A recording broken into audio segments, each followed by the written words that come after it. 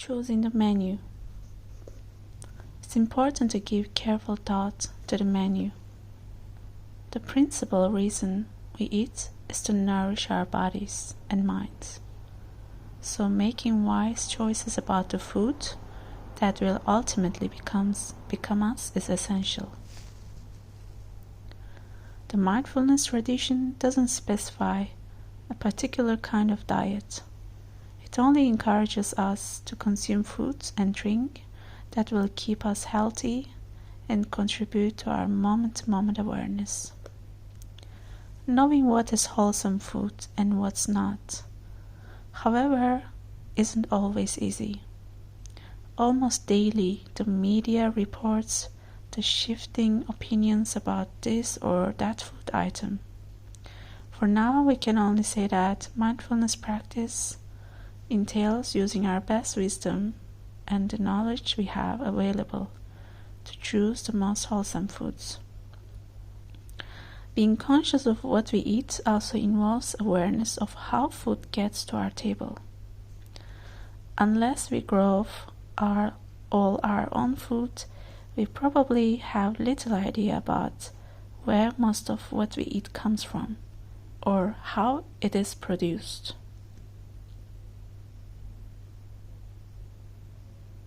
Cooks everywhere, from gourmet chefs to mothers and fathers, help sustain life and bring happiness. We exist in a complex web of life.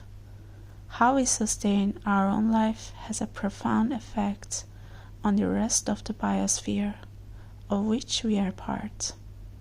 Today, we are becoming more aware that how we get our food affects the greater world in which we live. As an exercise in mindfulness, investigate where some of your food comes from, or at least give some thought to the source of your food before you eat it, as we did in our tangerine meditation. If you're able, consider gardening if you don't already. The gift of eating. One day, a man was strolling across a field when suddenly he came face to face with a hungry tiger. Instinctively,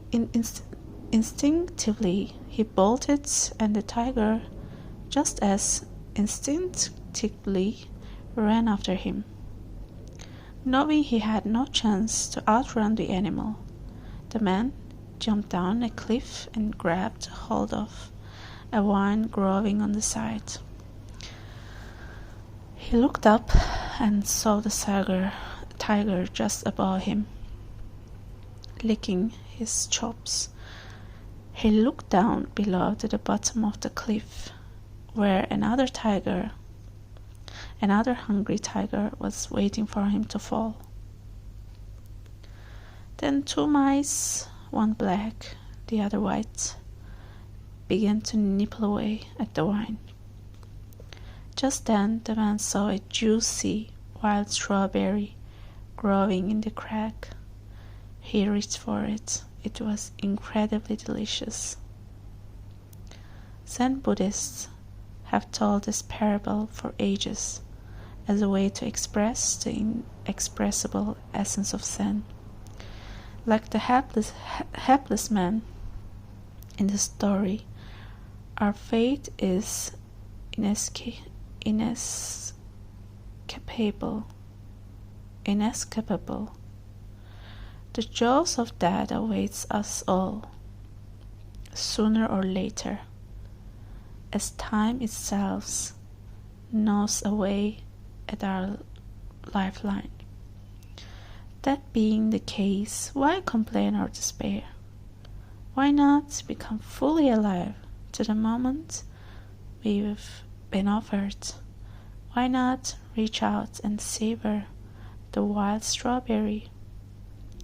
Every day of our lives, these moments are given to us as gifts, but we usually return them unopened. Eating, as the parable suggests, is one of these gifts.